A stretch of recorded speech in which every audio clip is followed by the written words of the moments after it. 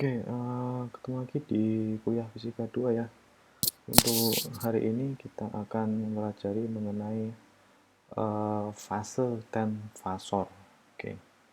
Nah, di sini kita nanti akan membahas sedikit mengenai fase. Kemarin di pertemuan sebelum ini kita sudah bahas mengenai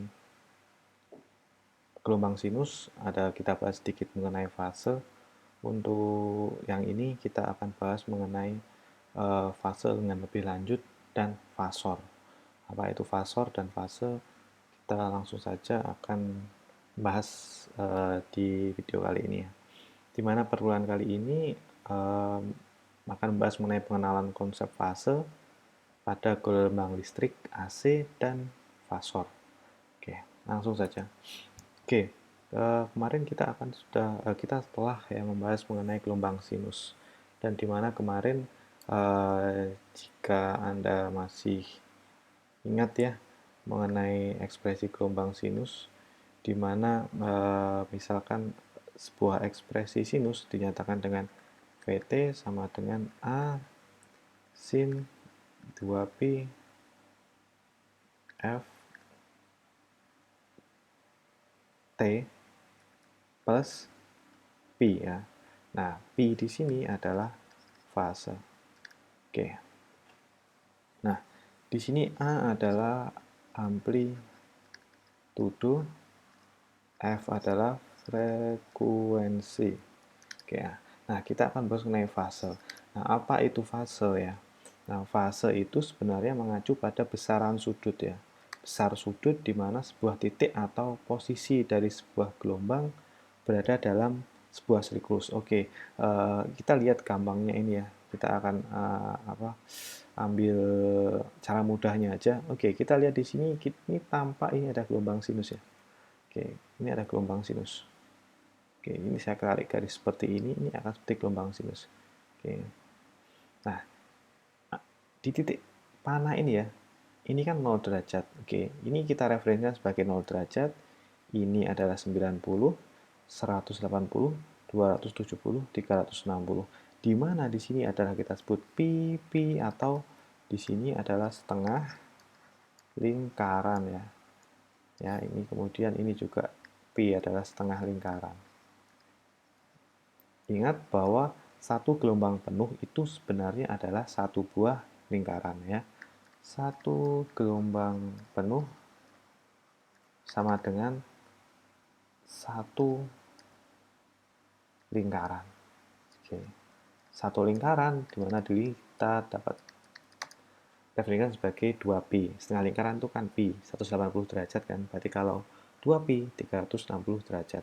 Nah, di sini ini ada gambar ya, ada sudut 0, 90, 180, 270 dan 360. Ini adalah merepresentasikan titik-titik ya. Dimana misalkan nanti kita ada geser gitu ya. Ada geser gelombangnya geser di sini. Oh, mulainya di sini, Pak. Di sini 90. Misal 45, berarti di sini 45. Oke. Misalkan 30, oh berarti kemungkinan di sini adalah 30. Oh, 60 berarti kemungkinan di sini. Nah, di ini adalah seperti apa? Busur ya sebenarnya ya, busur ya. 0, 30, 45, 60, 90, kemudian 135 dan seterusnya. Seperti ini. Oke. Untuk lebih memahaminya, kita akan lihat di slide selanjutnya. Nah, ini contoh ya. Di sini adalah gelombang sinus. Sini adalah gelombang sinus Vt sama dengan 12 sin 2pi 3t. 12 adalah amplitudonya, 3 adalah frekuensinya. Ya. Oke, berarti bentuknya seperti ini ya. Oke, ini satu gelombang, dua gelombang, tiga gelombang dalam waktu 1 detik. Karena frekuensi itu pengertiannya adalah banyaknya gelombang yang terjadi dalam waktu 1 detik. Di sini 1 detik 3 kali, berarti frekuensinya adalah 3. Oke. Nah, saya akan hilangkan dulu ini. Nah, ini ya. Nah, sekarang kita bisa lihat di sini. Di sini punya fase berapa? Oke ya. Oh, mulai titik awalnya itu di sini. Oke. Di sini ya. Di sini berarti fasenya berapa? Kita lihat. Oh, kan di sini kan. Nah, ini kan, oh berarti 0 derajat. Berarti ini fasenya 0 derajat. Berarti hasilnya plus 0 derajat. Tapi untuk fase 0 derajat kita tidak perlu tulis. Berarti cukup 12 sin 2pi 3t. Oke. Nah, sekarang Anda lihat lagi di sini. Yang kedua ya. Oh, ternyata di sini mulainya dari sini. Jadi di pucuk ya, di paling puncak ya, puncak gelombangnya. Berarti itu berapa derajat kalau di puncak? Oh, Anda lihat lagi di sini. Oh, di puncak itu, oh ini adalah 90 derajat. Oke. Nah, berarti ini betul. Berarti berapa? Oh, fasenya adalah 90 derajat. Oke, berarti di sini adalah 90 derajat. Oke. Oke, ini itu adalah fase. Fase. Nah, di sini fase adalah istilahnya sudut awal pada saat gelombang itu mulai berjalan. Oke. Gelombang itu kan berjalan ya. Berjalan terus gitu ya, berjalan terus sampai uh, sampai alat yang menghasilkan gelombang tersebut dimatikan, atau kalau bisa kita ibaratkan dia akan berjalan terus atau secara infinite gitu ya. Oke, itu adalah seputar fase. Nah, sekarang kita akan berlanjut lagi ke fasor ya. Fasor itu apa sih sebenarnya? Oke, fasor itu sebenarnya adalah sebuah metode ya, sebuah metode yang digunakan untuk menganalisis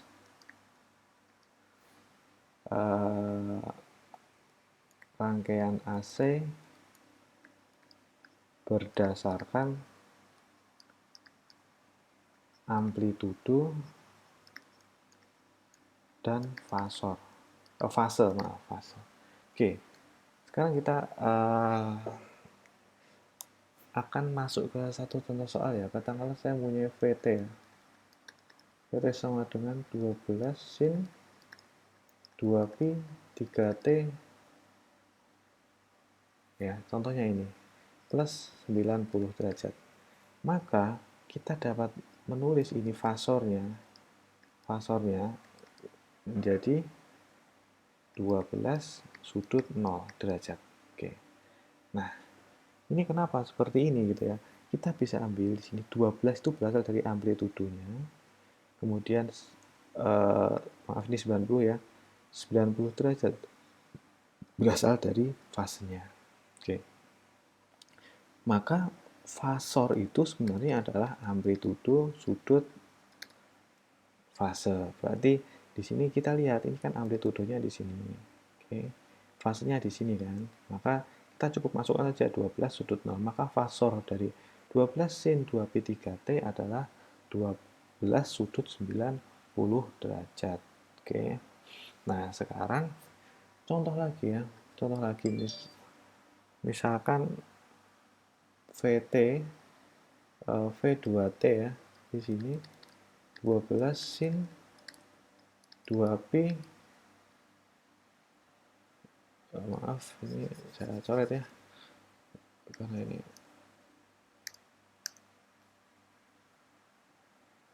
V2T sama dengan 12 sin 2pi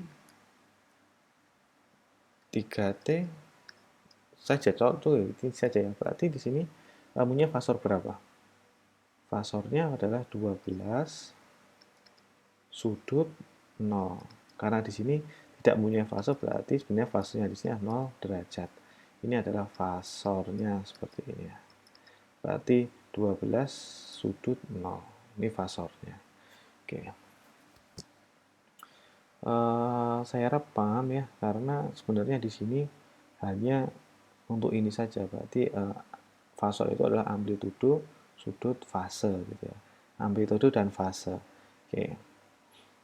Sekarang kita masuk ke contoh ketiga lagi ya di sini ya, contoh V3 sama dengan V3T ya, sama dengan 24 sin 2pi 5t plus 30 ya. Fasornya bagaimana ini? Jadi seperti ini. V3 fasornya ada 24, sudut 30 derajat. Ini adalah fasornya. Oke ya, saya rasa ini cukup mudah. Kemudian sekarang kita akan masuk ke perkalian dan pembagian fasor ya. Oke. Ini adalah penjumlahan, masuk yang ke sini dulu. Nah, oke. Misalkan saya mempunyai fasor ya, namanya adalah fasor VAT ya. Oke, maaf, maksud saya bukan fasor ya, tapi fungsi waktu ya. Saya mempunyai sebuah fungsi waktu ya di sini ya. Fungsi waktu ada dua ya. Fungsi waktu itu fungsi sinus maksudnya ya. Kita sebut itu fungsi waktu. Misalkan kita ada punya dua fungsi waktu, V1 T sama dengan 24 sin 2P 3T plus 30 derajat ya. Kemudian V2T adalah 12 sin 2pi 3t plus 45. Oke. Seperti ini, kita contohnya sekarang kita akan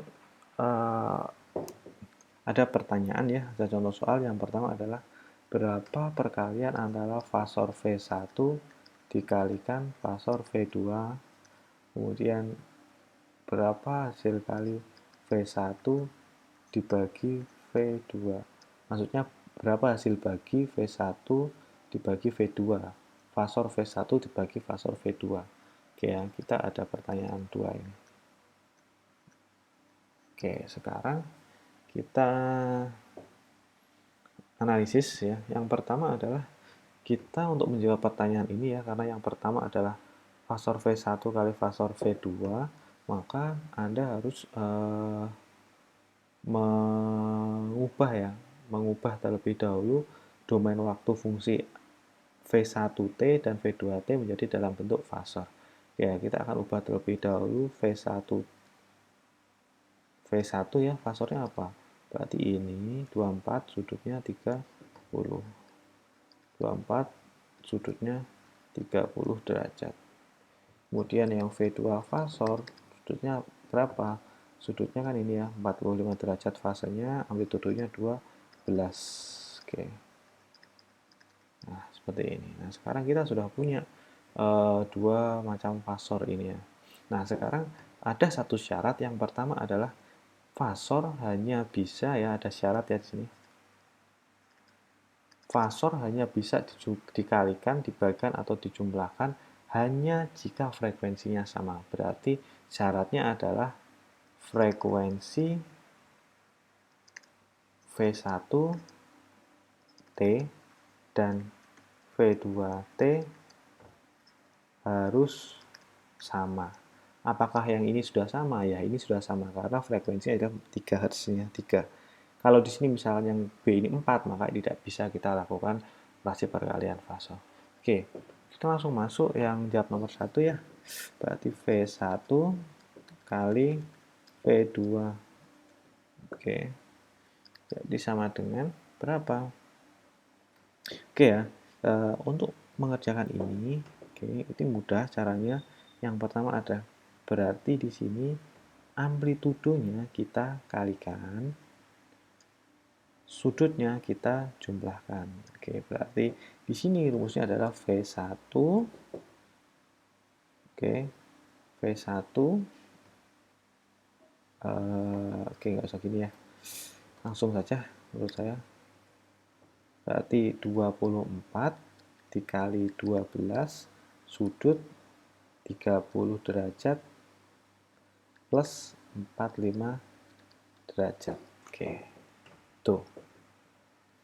Nah, berarti ini hasilnya berapa? Berarti 24 kali 12.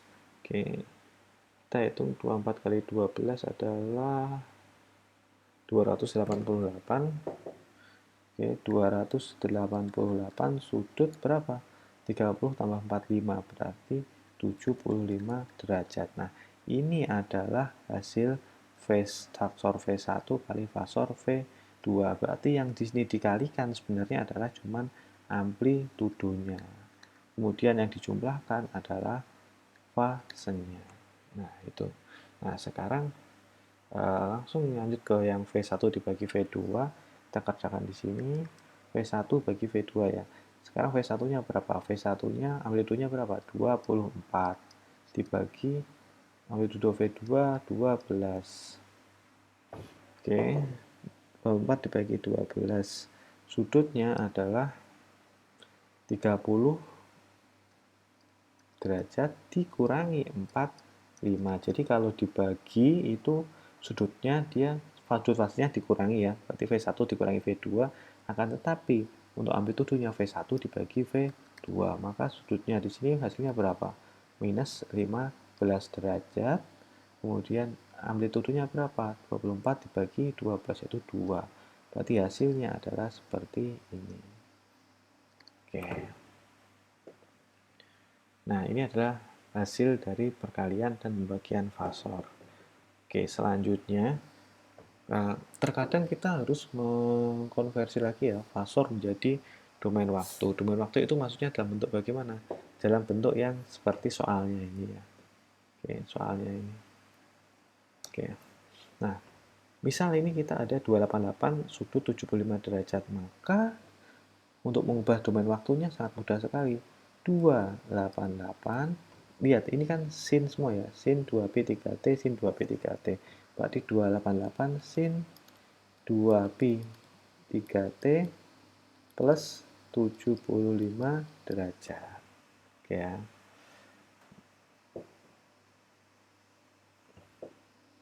Kemudian yang V1 dibagi V2 ini hasilnya berapa? Berarti kalau kita ubah menjadi domain waktu ya, berarti kayak gini lagi. Mungkin ini V3 ya, V3T gini ya. 288 sin 2P 3T sudut plus 75. Kemudian yang kedua misalkan ini kalau kita ubah menjadi domain waktu berarti 2 sin 2P 3T minus 15 derajat. Kayak misalkan seperti ini. Nah, seperti ini ya. Minus 15 derajat. Oke, caranya seperti itu. Oke, saya harap paham. Kemudian yang agak beda lagi adalah penjumlahan fasor ya, penjumlahan fasor. Sekarang kita akan lihat terlebih dahulu.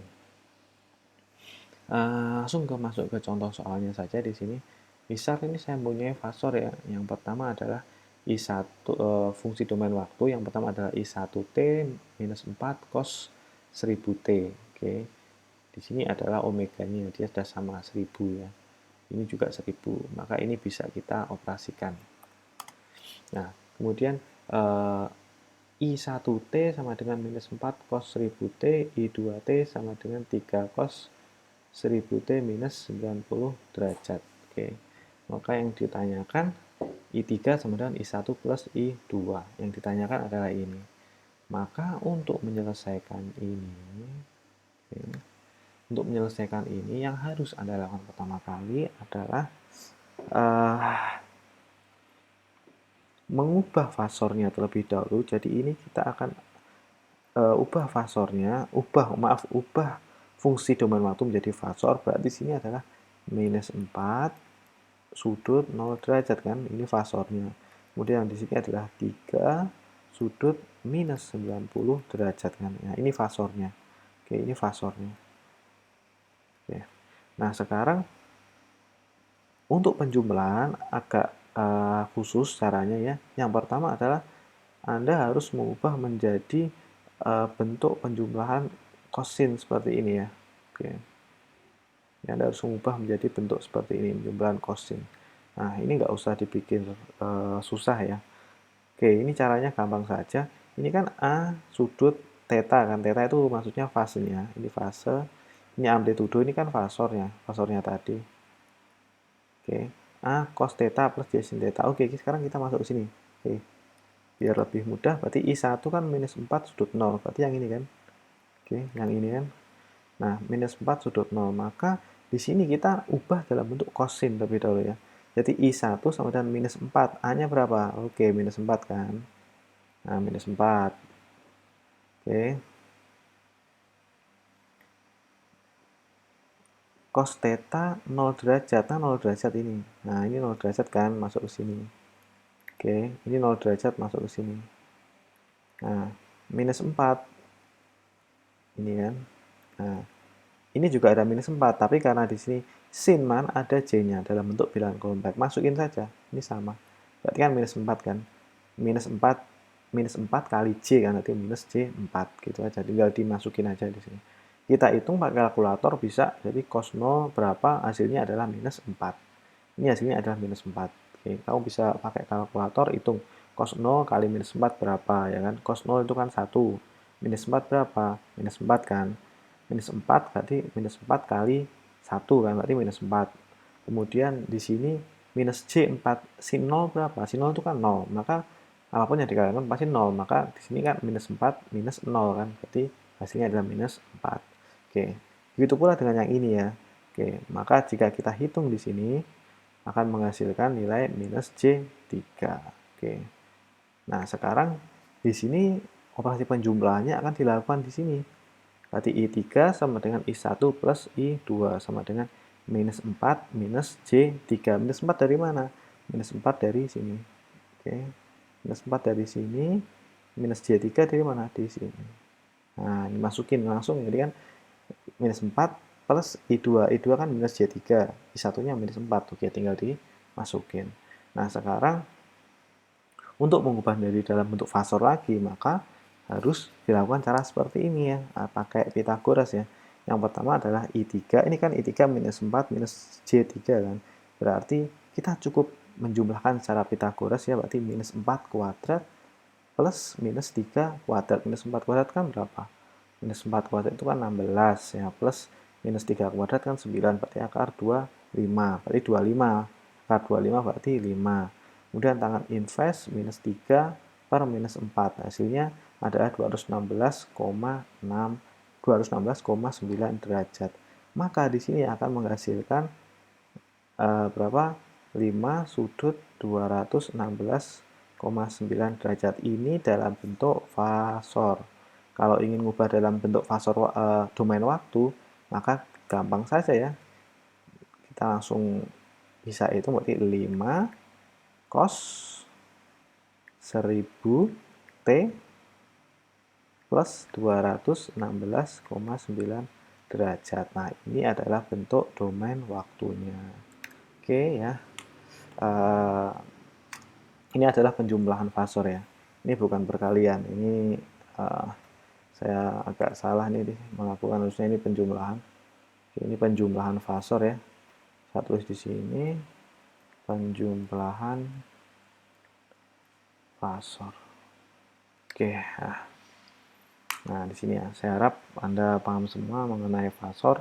Selanjutnya nanti akan kita bahas reaktansi dan impedansi. Oke, terima kasih. Semoga paham dan semoga bermanfaat. Terima kasih.